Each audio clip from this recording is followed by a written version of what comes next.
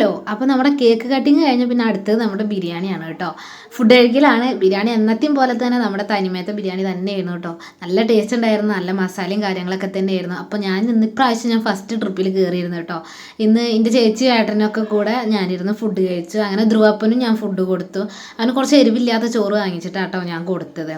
പിന്നെ ചേച്ചി, ആമി, അങ്ങനെ എല്ലാവരും കൂടെ ഞങ്ങളിരുന്ന് കഴിച്ചു. 5:30 തുടങ്ങിയിട്ട് 7:30 തീർത്ത നമ്മുടെ ഡെക്കറേഷൻ, നമ്മൾ കേക്ക് മുറിയും കഴിഞ്ഞ് ഫുഡ് കഴിക്കൽ കഴിഞ്ഞപ്പോൾ നമ്മൾ ആ ബലൂണൊക്കെ പൊട്ടിച്ചു കേട്ടോ. അത് പതിവാണ്, എല്ലാ വീട്ടിലും ഞങ്ങൾ വെച്ച് കഴിഞ്ഞാൽ അതൊക്കെ തന്നെ ഞങ്ങളുടെ പണി. അപ്പോൾ ഫൈനലി ഇത് മാത്രമേ ആയിട്ടുള്ളൂ. ഇനി നാളെ ഞാൻ വൃത്തിയാക്കണം. അത് കഴിഞ്ഞിട്ട് അവസാനം ഇരുന്നത് ഇവരാണ് കേട്ടോ. ഇതാണ് നമ്മുടെ ഗ്യാങ്. ഞങ്ങൾ ഒടുവിലാണ് ഇരുന്ന് കഴിക്കാറ്. ഇപ്രാവശ്യം ഞാൻ നേരത്തെ കഴിച്ചു. അപ്പോൾ പിന്നെ ഏട്ടൻ പോവുകയാണ്. അപ്പോൾ എൻ്റെ മൂത്ത ചേച്ചി വന്നിട്ടുണ്ടായിരുന്നില്ല.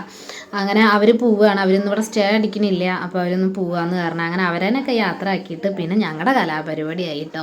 അപ്പോൾ അടുത്ത വീഡിയോയിൽ കാണാം.